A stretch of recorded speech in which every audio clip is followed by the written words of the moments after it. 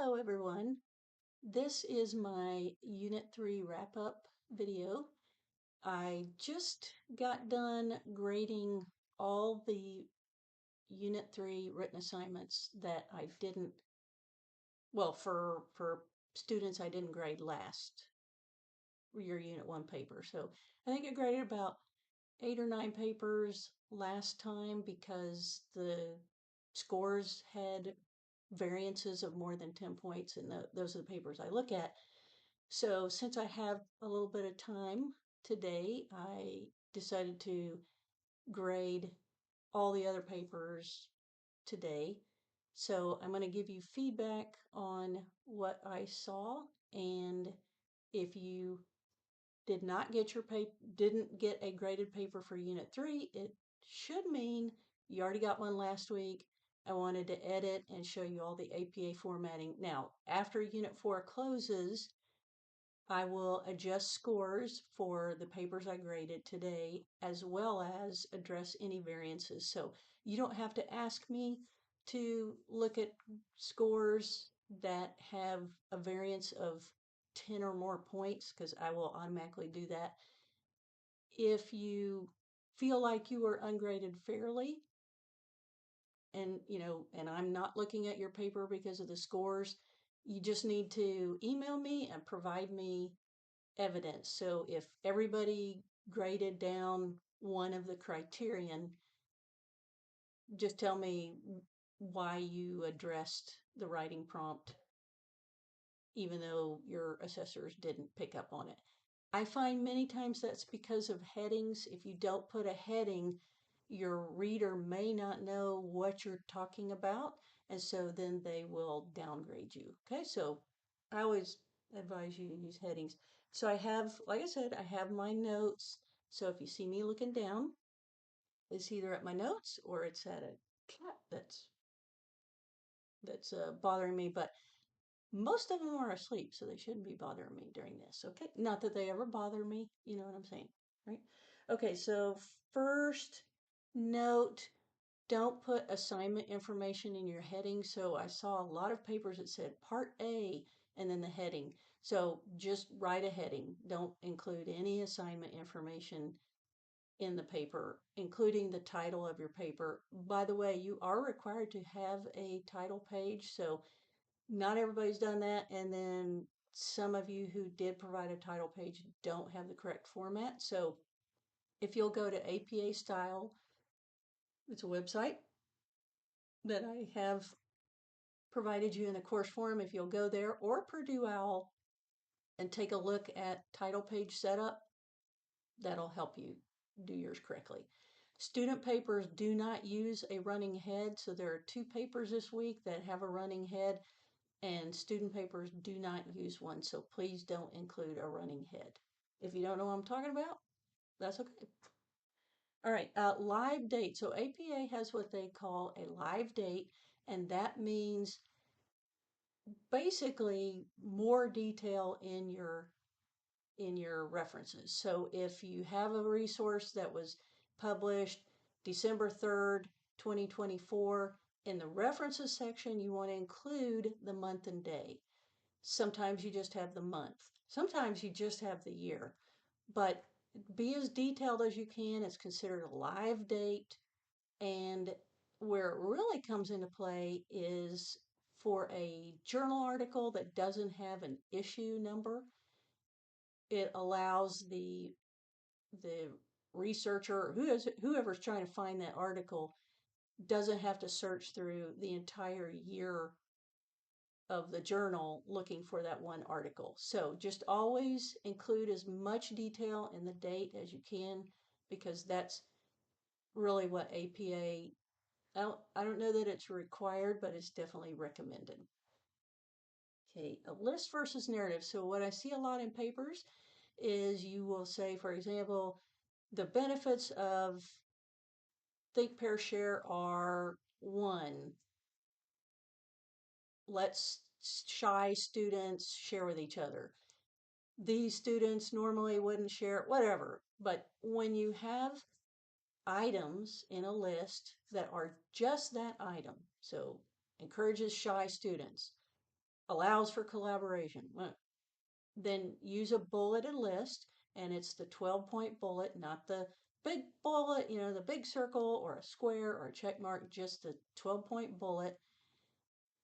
Or if your items are ordinal, meaning they're somehow in order, like do this first, then this, or in order of importance, use numbers. But if you have narrative where you're explaining that item, it's a heading in a paragraph. So if you said encourages shy students, that's your heading, encouraging shy students, and then you write a sentence or two about what you mean by that. So if you've got elaboration on your item, do not use bullets or numbering.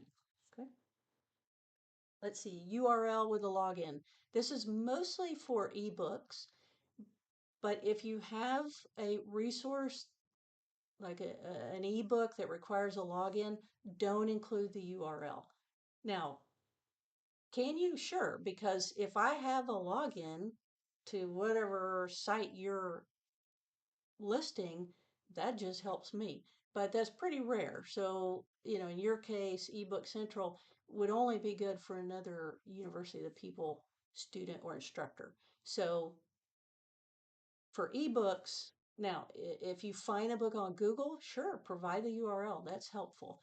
For journal articles, even if they require a URL, a login, include it because many times a researcher has access to those journal articles and you can find them in non-firewall sites. So the journal article, even if it says login through your institution, go ahead and provide that URL because it's not a private institution like UO People. It's the journal or ERIC or whatever. So anyway, you won't get in trouble if you include a URL for a resource that requires a login, but it's frustrating because the reader might click on that URL and it's like, dang it, I can't get in there, right?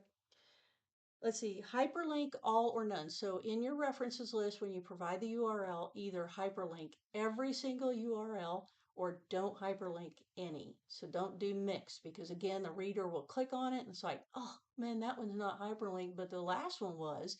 So be consistent. I generally hyperlink because then my reader only has to click, but do it however you want. Just all or none should be hyperlinked.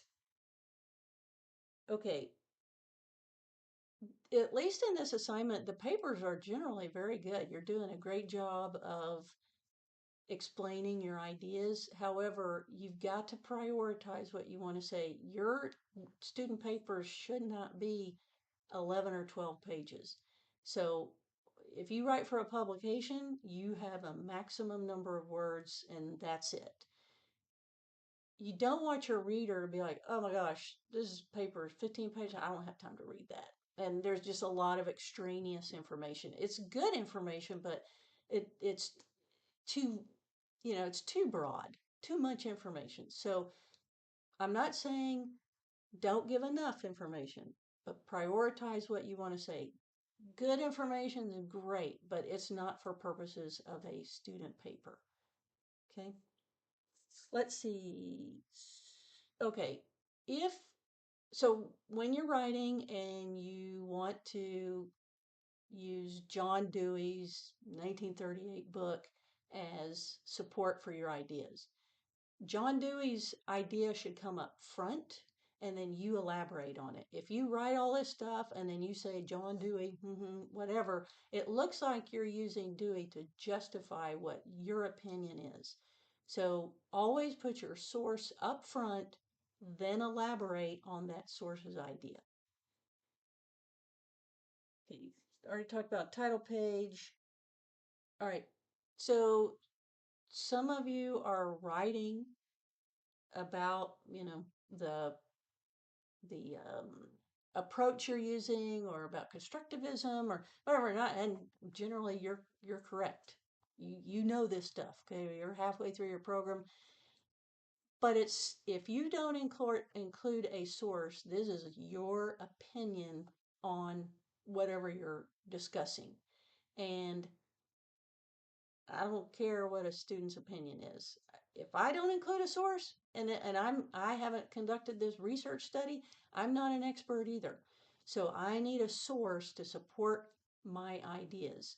So, I've hit up y'all because in effect you're plagiarizing.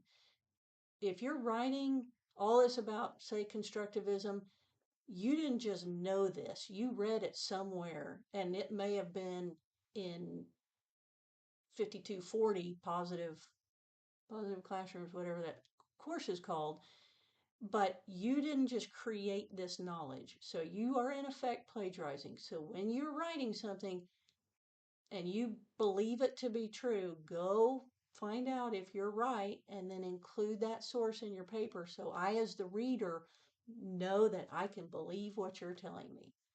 Okay. And please upload Word versions, okay, or Google Docs, because I can't run PDFs through the plagiarism checker. So you should not upload any PDFs, even in the portfolio. If you do that, they should all be Word versions. Now, I can convert PDFs to Word because I pay for it, and then I run it through plagiarism checker, but that's not on me, right, to pay for Adobe. So upload only the PDF version. If you're concerned about your assessor changing your paper, they can't.